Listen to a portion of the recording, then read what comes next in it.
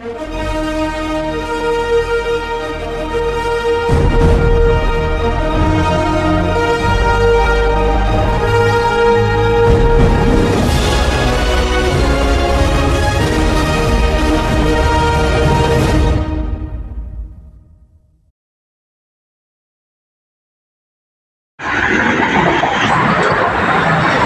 araw na naman mga kapatid. Mayroon po tayong bagong gagawin ngayon. Ito pong Toyota Innova ng Rural Bank of San Mateo. Bali dinala po dito sa atin dahil hindi na daw lumalamig. So tingnan natin. Tingnan nga natin, paandarin nga natin. Tingnan muna natin yung ano niya, freon niya kung kompleto pa. First step na gagawin natin, tingnan muna natin kung mayroon siyang freon. So lalagyan natin siya ng manifold gauge o gauge manifold.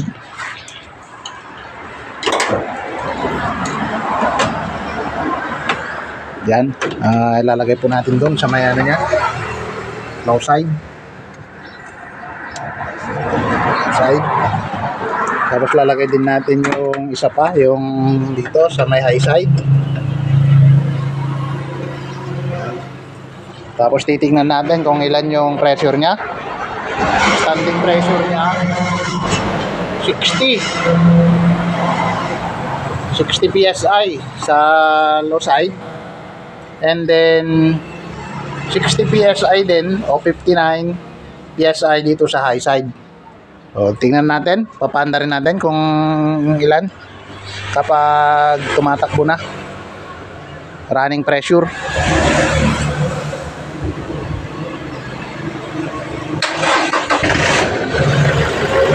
Aircon!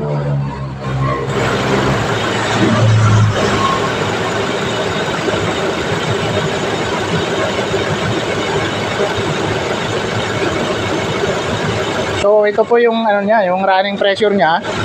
Ngayong umaandar na yung makina. Ito yung running pressure niya. Nasa 25 sa low side, and then nasa 125 sa high side. So kung tutuusin yan, medyo kulang yung refrigerant. Medyo kulang na. Siguro sa ano yan, sa ito sa mga fittings niya dito sa charging valve, baka naman may ano siya, kaya kumulang na. Pero usually sa mga ganitong mga sasakyan, normal yan sa mga bagong sasakyan. So ito, tingnan natin. Ang gagawin natin yan, tingnan natin sa loob.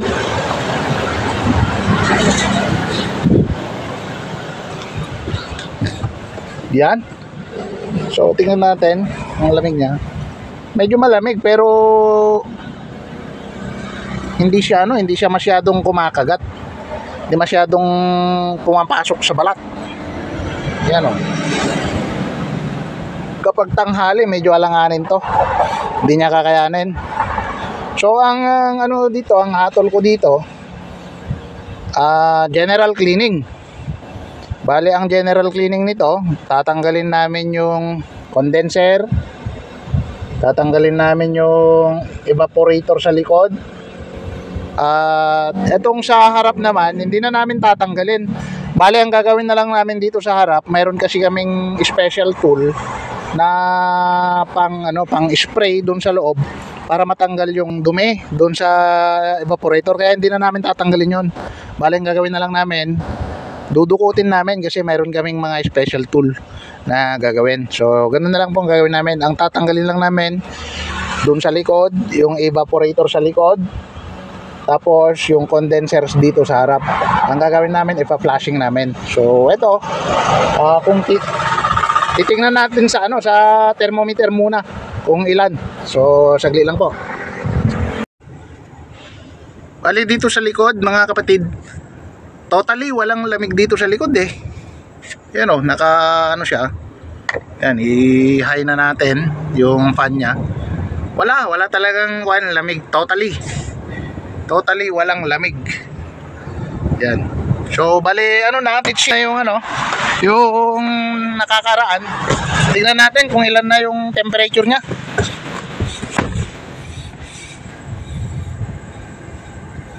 Ayan o mga kapatid o.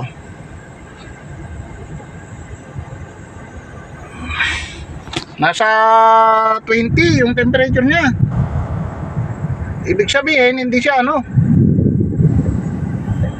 hindi siya talaga malamig. Yan o, 21 yung temperature niya. 21. So hindi siya talaga malamig. So ang gagawin natin talaga dito, general cleaning. Yun yung hatol ko, general cleaning. And then dun sa likod naman, papalitan natin yung expansion valve niya. Kailangan mapalitan yung expansion valve kasi sa ano ko, tansya ko, talagang barado na yun. Kaya hindi na talaga lumalamig. So mga kapatid, i-update ko kayo mamaya para maano natin, makita natin kung lalamig. So yun ang unang gagawin namin. Tanggalin namin yung patayin ko na. And then tanggalin namin yung ano, yung condenser. Dito naman sa may evaporator side, tanggalin lang namin yung ano niya, yung cabin filter. Pagkatapos, dudukutin na lang namin na i-cleaning to. Pero mapa-flashing pa rin namin doon sa may harap. Ipa-flashing pa rin namin. Tingnan natin yung cabin filter niya. Ayan o, tingnan mo yung cabin filter niya, sobrang dumi. Ayan o, namuuna yung mga dumi o. Ayan o, yan. Yan o.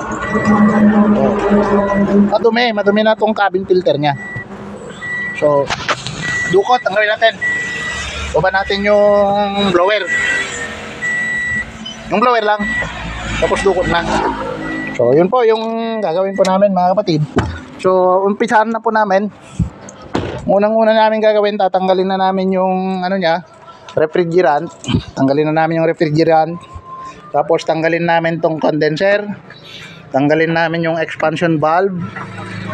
Tapos saka namin i-flashing yung evaporator na hindi na namin tinatanggal. Bale, dito na namin siya i-flashing. Tapos yung evaporator doon sa likod, yun ang tatanggalin namin. Para ma-flashing din namin. Kasi kailangan namin tanggalin din yung expansion valve noon. Hindi kasi namin matatanggal yung expansion valve kapag hindi namin tinanggal yung evaporator. Yan. Tanggal na po natin yung condenser. Natanggal na po natin yung condenser. Ito po. Ayan na natin. Yan.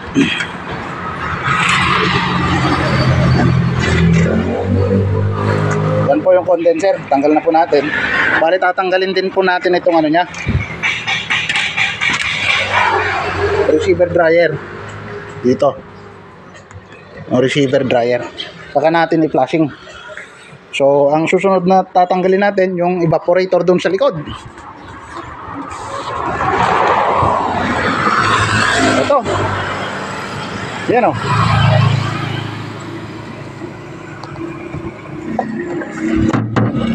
Bale, dukot na lang ang gagawin natin. Dito na mismo natin tanggalin yung evaporator.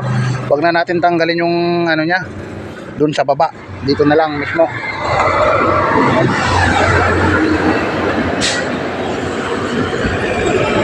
Boss, mas madali bang ito muna tanggalin, hindi doon sa baba? Napuputol yung tornilyo doon, napuputol. Oo. Madali lang doon, kaso yung tornilyo noon, pag matagal na kasi napuputol, doon tayo masyadong nagtatagal kapag ano, kapag naputol yon, ang hirap pa naman tanggalin. Maski mag-welding tayo, naiiwan yung tornilyo. Kaya dito na lang natin tanggalin sa may mismong expansion valve. Dito sa may ano, sa may likod.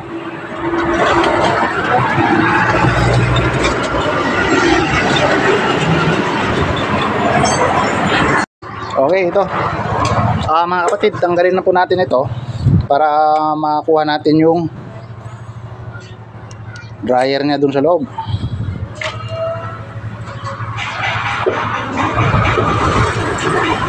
So medyo okay pa naman. Walang masyadong ribaba.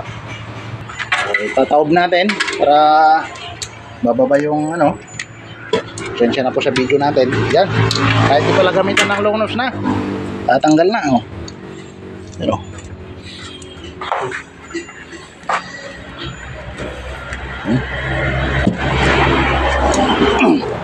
So, ito na po yung evaporator doon sa likod.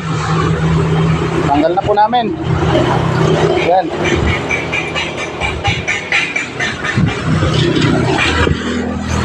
Ito po, yan. Yan po namin tinanggal. Bale, natanggal din po namin yung housing. Hindi na doon sa ibaba. Kasi kapag sa ibaba, delikadong maputol yung ano doon, yung tornilyo. Kaya dito na namin tinanggal. So, okay na. Pa-flashing tayo. Kung paano namin pag sa clinic por ito sa may harap. Pakita namin sa inyo. Ayan. Ayan, ito po yung gamit namin. Bale, may isasaksak po kami dito na hangin, and then mayroon siyang paghigupan ng ano, ng kal at saka tubig. So, tingnan yung sa loob.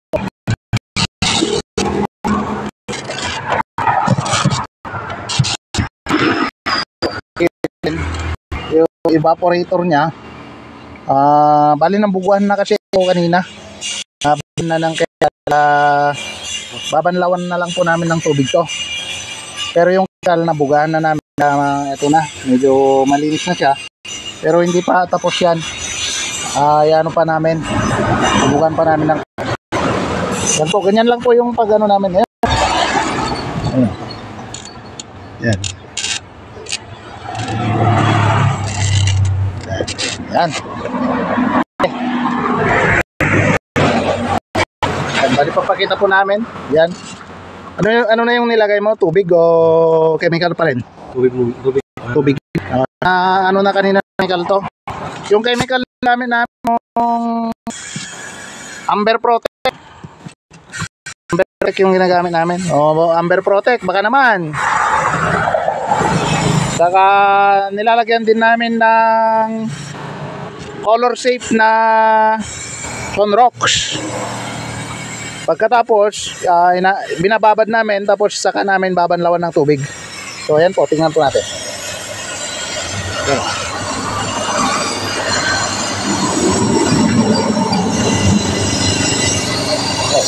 Spray siya. Ayan. So ganyan po yung ginagawa namin na pagdukot. Hindi pagdukot ng pera, pagdukot ng cleaning. Okay. Ito po yung gumagawa. Leo o car aircon specialist. Ito.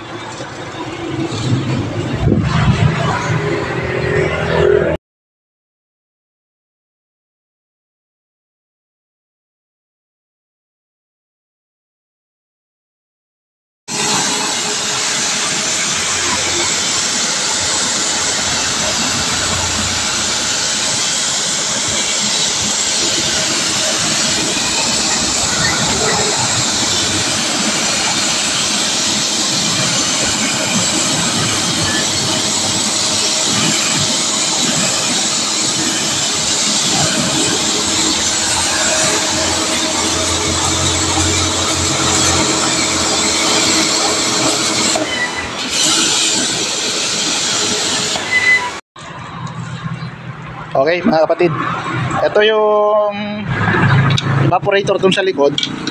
Bale hindi lumalamig kanina. Tinanggal na namin, tapos na flashing na namin. And then ang gagawin namin dito mga kapatid, itong expansion valve nya, palitan na lang namin ng bago para sigurado na lalamig siya. Kasi kung minsan kapag hindi lumalamig talaga dun sa likod, ito yung salarin, ito yung dahilan kung bakit hindi lumalamig. So palitan natin ng bago.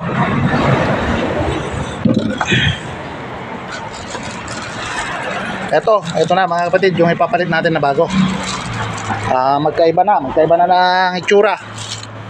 Yan o. Magkaiba na ng itsura. Yan, then sa likod niya. Yan. Yan na yung papalit natin. Yun.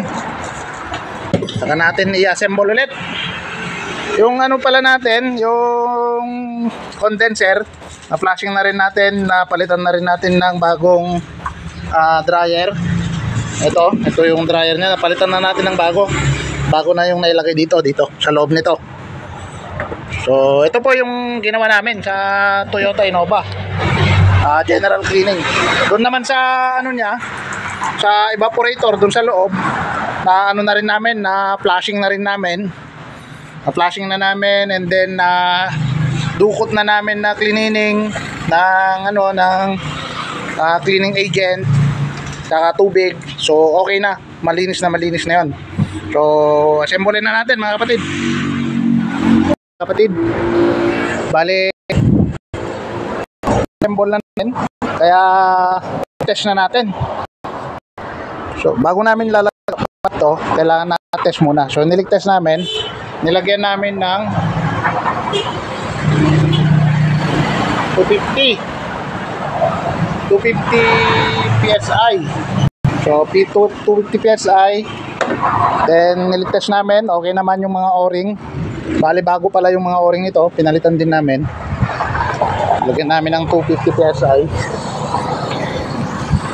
Pati dito sa likod, ayan, ligtest din namin bago namin assemble lahat. So ayan muna natin ng ano to, ng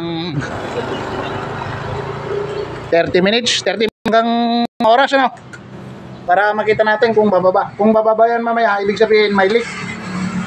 Yan, ayan muna natin ng isang oras. Kain muna tayo ng pananghalian.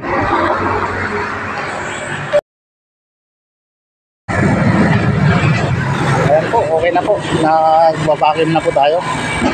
Ayan, bale kanina pa pa kami nagpa-vacuum. So tanggalin na natin saka natin ano, maglagay na tayo ng freon. Initial charge natin, i-purge muna natin, purging. Yan. Then mag initial charge tayo ng 50 o kaya 60.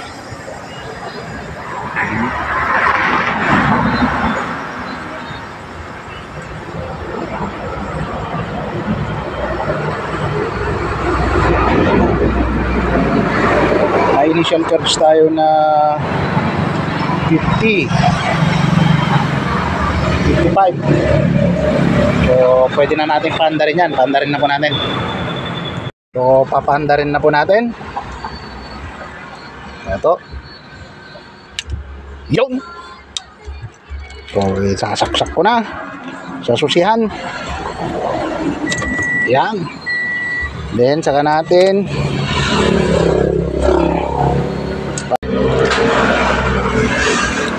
pa naman.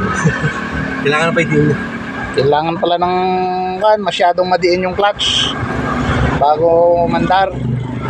So pandarin na natin yung compressor, i-on natin. Okay.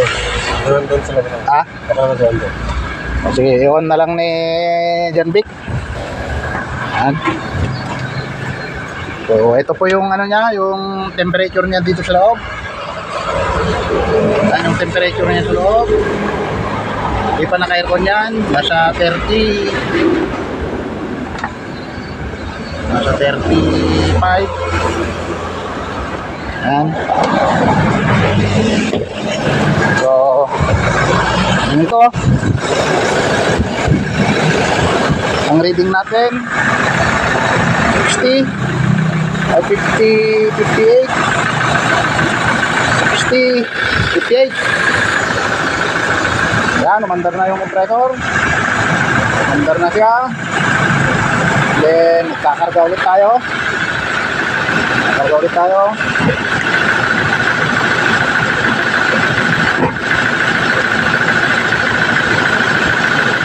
Yan, hintayin natin, bababa pa yan. Tingnan natin kung lumamig yung tubo. Malamig yata yung tubo. Malamig yata. Sa likod. Iwan mo sa likod.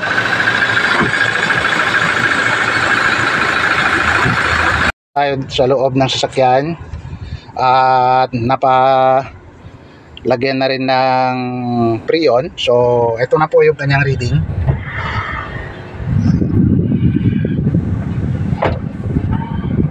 Hindi makita. Yan, nasa 9 degrees Celsius. Yan po yung kanyang reading ngayon. Diyan sa likod, okay na. Yun, malamig na rin sa likod. So, sa palagay ko, okay na to. Kayang-kaya na to sa, sa Tag-Araw. Kasi nasa 9 degrees Celsius. So, okay na siguro to. Kaysa kanina, nasa 20. Ngayon, nasa 9. Tapos, ang problema pa kasi dito, para maging malamig pa, yung clutch pan niya, bali alanganin yung clutch pan niya, masyadong masyadong loose na yung clutch pan. So dapat mapalagyan ng ng silicone oil.